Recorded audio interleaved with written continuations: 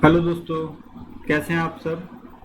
Previous year question new नाम change किया गया है एजुकेशन विला से, क्योंकि एजुकेशन विला काफ़ी कंट्रोवर्सी हो रहा था यूट्यूब पे नाम के लिए, तो मैंने प्रीवियस ईयर क्वेश्चन नाम रख दिया।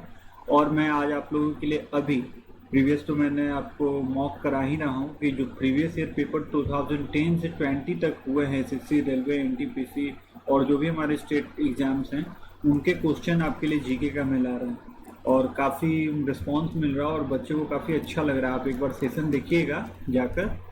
आज मैं अभी आप लोगों के लिए एक नया शुरुआत कर रहा हूं, जिसमें आपको डेली का जो द हिंदी एडिटोरियल हो, द हिंदू न्यूज़पेपर का एडिटोरियल होगा, टाइम्स ऑफ इंडिया का होगा, इकोनॉमिक टाइम्स का होगा, वहां से जो वोकैब्स निकलेंगे वो वोकैब्स का सेशन मैं 10 to 20 मिनट्स में आपको क्लियर कर दूंगा डेली का दोस्तों। ठीक है दोस्तों, तो चलिए शुरू करते हैं आज का अपना क्लास।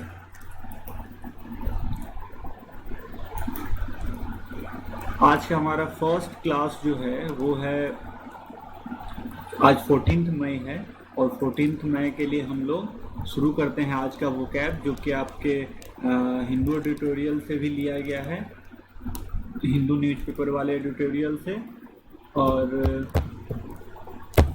और आपके टाइम इंडिया से लिया गया है, इकोनॉमिक टाइम से। और ये काफ़ी इम्पोर्टेंट वोकैब्स है और इतने अच्छे से मैं आपको हिंदी और इंग्लिश दोनों में वोकैब्स को बताऊंगा कि भूलने का तो सवाल ही नहीं होता।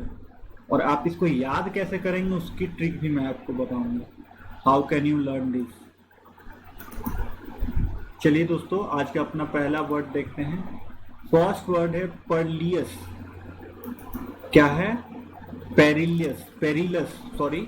फर्स्ट वर्ड है हमारा पेरिलस, जिस वर्ड के अंत में, और ये भी मैं आपको बताऊंगा ग्रामेटिकली कि भी वर्ड को नाउन, वर्ब, एडवर्ब, एडजेक्टिव कैसे पहचानते हैं, वो भी मैं आपको ट्रिक बताऊंगा। तो पेरिलस जो होता है वर्ड, लास्ट में जिस वर्ड के अंत में ओ यू एस हो वो एडजेक्टिव होता है। क्या होता है? एडजेक्टिव होता है दोस्तों। और पेरिलस का मतलब क्या होगा? तो पेरिलस का मतलब हिंदी में जोखिम है। तब इसको आपको याद कैसे करना है? आप आज वो कैप्स पढ़ लिए और इस पर आप मात्र 10 सेंटेंस डेली का बनाया कीजिए घर पे बैठकर। अगर आप टेंस पढ़ रहे तो, नहीं तो मैं फिर शुरुआत टेंस का भी करूंगा, उस समय बनाइएगा। और अपने ऐसे ही किसी को भी बोलिए इसमें बहुत परलियस है, पेरिलस है इसमें बहुत, तो ये बोलते रहिएगा तो आपके दिमाग पे ये बैठ जाएगा और काफी अच्छा रिटर्न आपको मिलेगा दोस्तों। Perilous adjective. पेरिलस क्या है? एडजेक्टिव है, क्योंकि लास्ट में ओ यू एस है हमारा, इसलिए ये एडजेक्टिव है दोस्तों। ठीक है। जोखिम, जिसका वर्ड मीनिंग हुआ जोखिम, इसका मतलब क्या है कि फुल ऑफ डेंजर और रिस्क, एक्सपोज टू इमिनेंट और रिस्क ऑफ डिजास्टर और रूइन, किसी डिजास्टर में फंस जाना। फुल ऑफ डेंजर जैसे बोलता है ना लोग कि स्टंट नहीं गाड़ी का करना चाहिए, वो काफी जोखिम भरा होता है, तो वैसे ही है पेरिलस जो होता है, एकदम हाई रिस्क की चीज को पेरिलस बोलते हैं हम लोग। सेकेंड वर्ड है शैम्बल्स। तो ये से कोई मतलब नहीं है, ये शैम्बल्स ऐसे आपको पहचानना पड़ेगा। शैम्बल्स जैसे लास्ट के वर्ड से मैं एडजेक्टिव और बता रहा हूँ, तो यहाँ पे नहीं है, ये आपको एग्जम्पशन है। ये शैम्बल्स नाउन है ये, और शैम्बल्स का मतलब होता है गड़बड़ी। तो कैसी गड़बड़ी? क्योंकि बहुत सारा वर्ड चेंजेस होता है, ऐसा नहीं है कि गड़बड़ी लिख दिया तो हर जगह ये इस्तेमाल हो जाएगा। इसका इंग्लिश इसीलिए मैं लिखा हूं ताकि आपको पता चले कि ये इस्तेमाल कहाँ होने वाला है। तो ये इस्तेमाल होगा शैम्बल्स मतलब गड़बड़ी, और इसका इस्तेमाल होना है। और स्टेट ऑफ टोटल डिसऑर्डर, मतलब कि एक डिसऑर्डर का मतलब होता है बीमारी। ठीक है। तो जिस स्टेट में है बीमारी तो वो तो गड़बड़ चीज है हम लोगों के लिए, पूरे आवाम के लिए, पूरे भारत के लिए, पूरे हिंदुस्तान के लिए, इसलिए हम लोग उसको गड़बड़ बोलेंगे और वहां के लिए शैम्बल्स का इस्तेमाल करेंगे। ठीक है। अब ऐसा नहीं कि वो गड़बड़ आदमी है तो उसे शैम्बल्स नहीं बोल देंगे, क्योंकि ये स्टेट ऑफ टोटल डिसऑर्डर का बात हो रहा है कि कोई बीमारी का एक दायरा है, वो हमारे लिए गड़बड़ है, वहां शैम्बल्स का इस्तेमाल करेंगे। तो वर्ड याद होना मैटर नहीं करता है, वर्ड मैटर करता है कि आप इसका इस्तेमाल कहाँ पे कर रहे हो। That's important for you. Next हमारा वर्ड है इंड्यूस।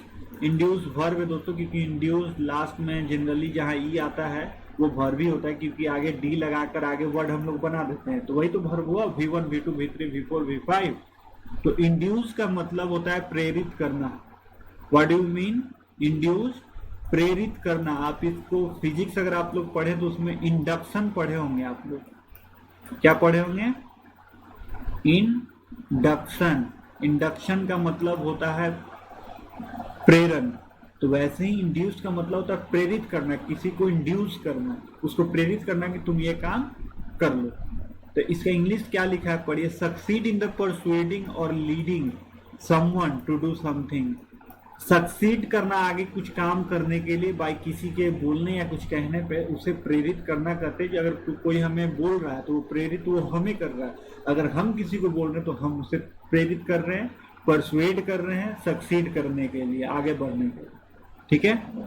नेक्स्ट हमारा वर्ड है वैमी। वैमी क्या है? वैमी नाउन है। ज्यादातर जिसके वर्ड के लास्ट में वाई हो वो नाउन होता है, लेकिन ये एक्सेप्शन भी हो सकता है क्योंकि कोई कोई वाई नाउन वर्ब में भी चला जाता है। तो वैमी का मतलब होता है मार डालना। किसी को मार डालने का मतलब क्या है? वैमी होता है। क्या होता है? वैमी का मतलब मार डालना। तो कब क्या चीज होगा? इसका इंग्लिश पढ़िए। An event with powerful and unpleasant effect below. मतलब कि एक पावरफुल और अनप्लीजेंट इफेक्ट हो। मतलब पावरफुल एकदम तगड़ा इफेक्ट हो और अनप्लीजेंट का मतलब बहुत बेकार हो। तो किसी को मारना अच्छा तो कभी हो नहीं सकता है, बेकार ही होगा। और मारने कौन मार सकता है? तो एक पावरफुल आदमी ही मार सकता है। इसीलिए लिखा है कि an event with a powerful and unpleasant effect. मार डालना नहीं, मार झेलना है। सॉरी मिस्टेक हो गया। ये मार झेलना है दोस्तों। ठीक है। मतलब कि कोई पावरफुल आदमी तो किसी को मारता है ना, और अनप्लीजेंट का मतलब मार झेलना, वो झेल रहा है तो वो काफी दयनीय स्थिति है, तो उसे वहमी हम लोग बोलते हैं। नेक्स्ट हमारा वर्ड है प्लीडिंग। नेक्स्ट हमारा वर्ड क्या है? प्लीडिंग। प्लीडिंग का मतलब होता है सिफारिश करना, सिफारिश। और जिस वर्ड के अंत में आईएनजी हो वो नाउन भी हो सकता है और वर्ब भी हो सकता है, तो ये एक्सेप्शन में चला जाएगा क्योंकि नाउन और वर्ब दोनों हो सकता है। तो ये तो नाउन है प्लीडिंग। प्लीडिंग का मतलब होता है the action of making an emotional और अर्नेस्ट अपील टू समवन। किसी से इमोशनल अपील करना। मतलब कि इमोशनली क्या होता है? सिफारिश करना, प्लीज सर मेरा ये काम आप कर दीजिए, प्लीज सर यहाँ साइन कर दीजिए वरना मैं सबमिट नहीं कर पाऊंगा। मतलब बहुत सारे काम होते हैं इमोशनली किसी को इफेक्ट करना। ठीक है। तो वो प्लीडिंग कहलाता है। क्या कहलाता है? प्लीडिंग। नेक्स्ट वर्ड हमारा है स्ट्रेन। आपने फिजिक्स में पढ़ा होगा स्ट्रेन एंड स्ट्रेस, वही ये स्ट्रेन है। स्ट्रेन का मतलब होता है तनाव। पढ़िए यहाँ से। अ सेवियर और excessive demand on strength, resources, ability of someone और समथिंग। किसी डिमांड जो होता है एक्सेसिव होना, मतलब बहुत ज्यादा होना, तो तनाव हो रहा है ना, प्रोडक्शन है नहीं, डिमांड हो रहा है वो चीज। जैसे अभी इंडस्ट्री, क्या इंडस्ट्री सारी की सारी कोरोना वायरस के कारण लॉकडाउन है और इसका प्रोडक्शन हो नहीं रहा और डिमांड तो हो रहे ना, लोग तो घर पे तो खा रहे हैं ना। तो वैसी ही चीज के लिए स्ट्रेन का इस्तेमाल किया गया है, यानी तनाव का। नेक्स्ट हमारा वर्ड है डेस्परेशन। नेक्स्ट हमारा वर्ड क्या है? डेस्परेशन।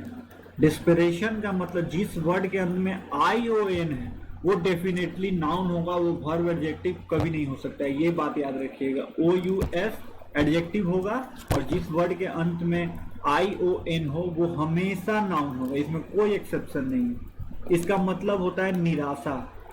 डिस्पेरेशन का मतलब होता है निराशा। डिस्पेरेशन का मतलब होता है, क्या होता है? निराशा। तो निराशा कैसी भाई? निराशा तो पढ़ते हैं state of despair, despair, typically on which result in a rash or extreme behavior or hopeless।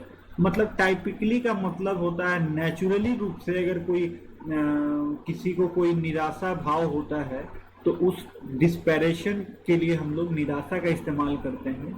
जैसे मान लेते हैं कि आज मैं क्रिकेट खेलने जाने वाला था, बारिश हो गया, तो ये तो नेचुरली है। टाइपिकली का मतलब नेचुरली होता है, तो ये हम निराश हुए हम लोग, तो डिस्पेरेट हुए हम लोग, वहीं से डिस्पेरेशन बना है दोस्तों। वैसे ही इस्तेमाल करना है आपको।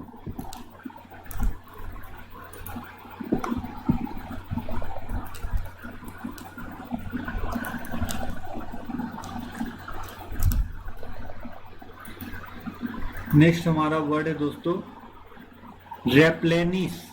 नेक्स्ट हमारा वर्ड है रेप्लेनिश, ये आपको वर्ब है। रेप्लेनिश क्या है? वर्ब। और जो जो बताना होगा वो मैं आपको बता दूंगा कि ये वर्ब होगा, ट्रिक यहाँ पे लगेगा वो मैं बता दूंगा। रिप्लेनिश का मतलब होता है भरपाई करना। तो भरपाई करना यानी फिल अप अगेन, एक बार आप भर चुके हैं। भरपाई का मतलब क्या होता है कि एक बार किसी का चीज आपने लिया उसे उड़ा दिया, यानी कि एक बार आप भर चुके हैं, फिर आपको अगर भरना पड़े, फिर आपको देना पड़े, फिर आपको चुकाना पड़े, दैट्स नोन एज रेप्लेनिश यानी भरपाई करना। नेक्स्ट हमारा वर्ड है इनडेलिकेट।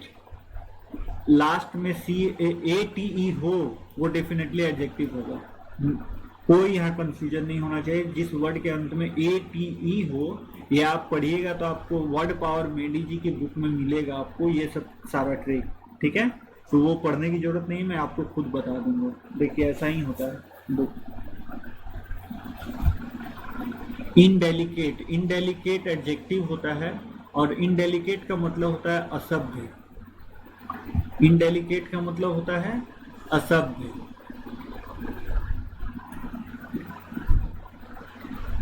असभ्य हैविंग और showing a lake of sensitive and understanding.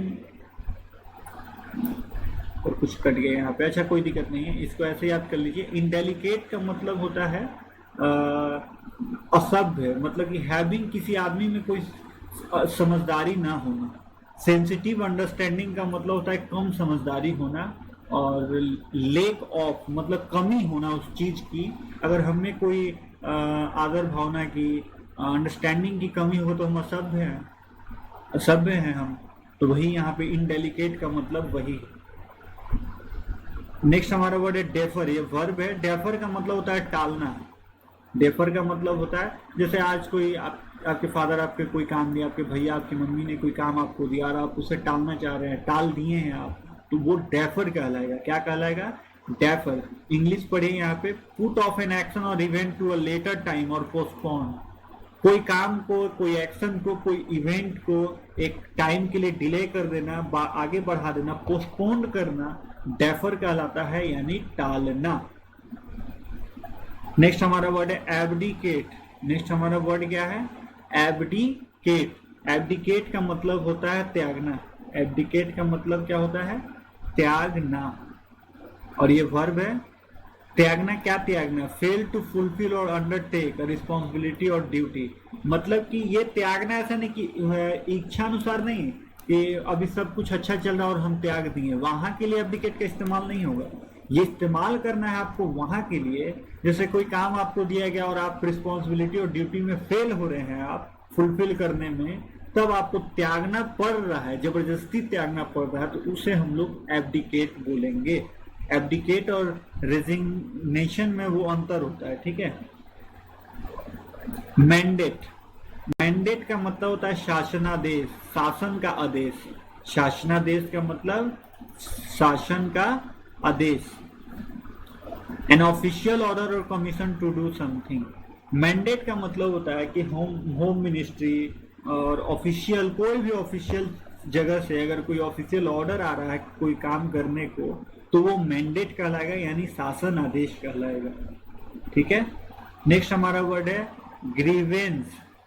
Grievance ये नाउन है दोस्तों, जिस वर्ड के अंत में सीई हो, लेकिन यहाँ पे नहीं लगे, ये एक्सेप्शन है, ठीक है।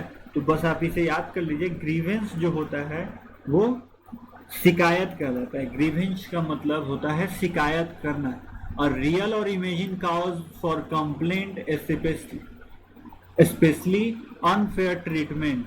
किसी का मतलब कि ट्रीटमेंट अनफेयर हो, अच्छा नहीं हो, तो उसके अगेंस्ट कंप्लेन करना। रियल और इमेजिन कॉज फॉर कंप्लेंट, कोई इमेजिनरी कारण भी हो सकता है, कोई रियल कारण भी हो सकता है। जैसे कि उसका बात हमको बुरा लगा तो वो तो इमेजिनरी है ना। रियलिटी में कोई सामान जैसे अच्छे से ब्लड टेस्ट करना था, नहीं किया, तो वो रियलिटी है।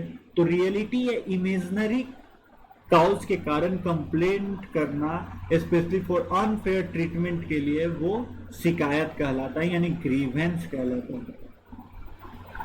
इनएविटेबल, मैं आपको इस वर्ड को बहुत अच्छा ट्रिक बताता हूँ। पहला तो एलवाई से एडजेक्टिव लास्ट में एलवाई हो तो वो एडजेक्टिव हो जाएगा, सबसे फर्स्ट चीज। सेकंड चीज, इनएविटेबल का मतलब होता है, इनएविटेबल से इनवाइट का आपको लग रहा है ना, इनवाइट, तो इनवाइट हम किसी शादी कार्य प्रयोजन में किसको करते हैं, जो जरूरी होता है, जो आदमी जिसको हम लोग अवॉइड नहीं कर सकते हैं वरना ताना मारेगा।